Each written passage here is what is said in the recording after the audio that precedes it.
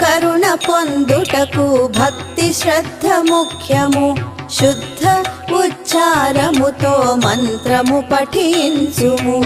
పీఠ పూజ చేసి ఆసనమును సమర్పించుము. తల్లి నీకు శరణంటూ నామావళి పాడుము. రాజేశ్వరి దేవిని భక్తితో స్మరించుము. రాహుకాల పూజ చేసి శుభ ఫలములు పొందుము.